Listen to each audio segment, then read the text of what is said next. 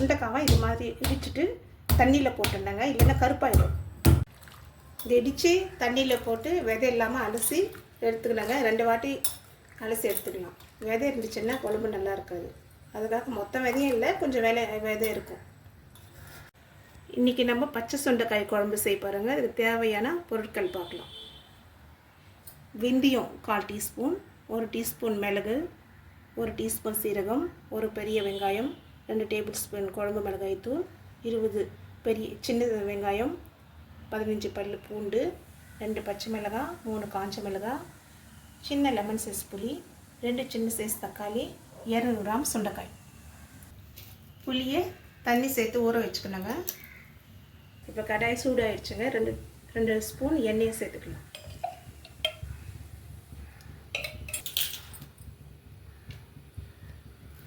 இப்போ எண்ணெய் சூடாகிடுச்சு. இப்போ நம்ம வெங்காயம் சேர்த்துக்கலாம். வெங்காயமும் தக்காளியும் வதக்கிட்டு பேஸ்ட் பண்ணி நம்ம குழம்புல சேர்த்துக்கலாங்க. அதெல்லாம் வதக்குறோம். இப்போ வெங்காயம் வதங்கிடுச்சு. இப்போ தக்காளி சேர்த்துக்கலாம். கொஞ்சம் நேரம் வதக்கலாம். இப்போ வெங்காயம் தக்காளி வதங்கிடுச்சுங்க. இப்போ 2 டேபிள் ஸ்பூன் மிளகாய் தூள் உங்கள் காரத்துக்கு தகுந்த போல் நீங்கள் சேர்த்துக்கலாம். இதில் சேர்த்துட்டு அடுப்பு ஆஃப் பண்ணிடுங்க, இல்லைன்னா கறிவிடும் மிளகாய் தூள். ஸ்டவ் ஆஃப் பண்ணிட்டு கொஞ்சம் வதக்கி விட்டுடலாம்.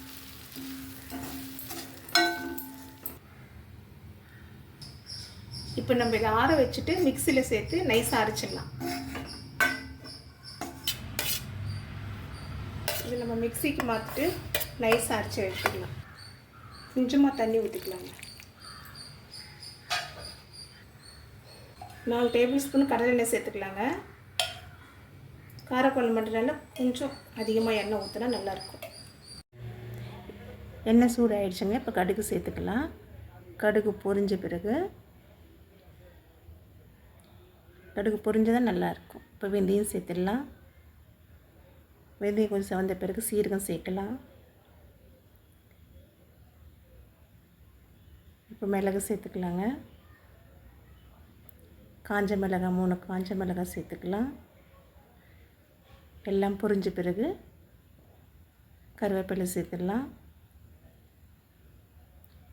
எல்லாம் வறுபட்டுடுச்சுங்க. பெருங்காயம் 1/4 டீஸ்பூன் சேர்த்துடலாம்.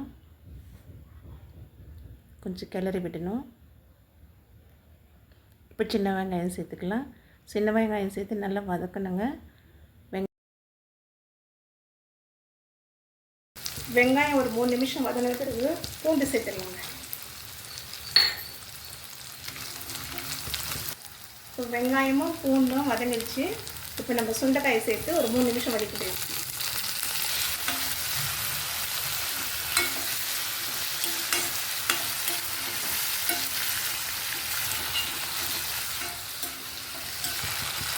இப்போ தக்காளி சேர்த்து ஒரு 2 நிமிஷம் மீடியம் ஃப்ளேமில் வதக்கிக்கலாம். நீங்கள் 2 பச்சை மிளகாவும் சேர்த்துக்கலாம்.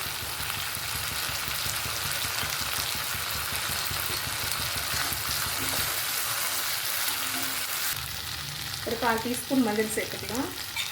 அப்போ அரைச்சி வச்ச விழுதும் சேர்த்து வதக்கிக்கலாம்.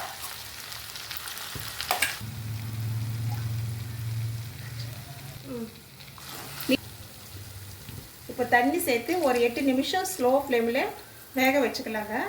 ஏன்னா புளி கரைசல் சேர்த்தா சுண்டைக்காய் வேகாது.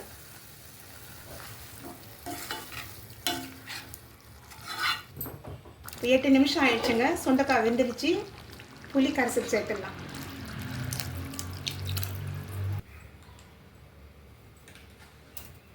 தேவையான அளவு உப்பு சேர்த்துக்கலாம்.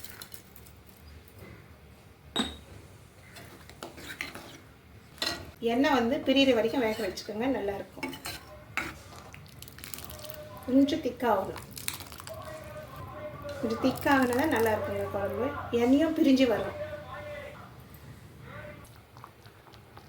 குழம்பு இப்போ வெந்துடுச்சுங்க. இந்த எண்ணெய் பாருங்கள் பிரிஞ்சிடுச்சு.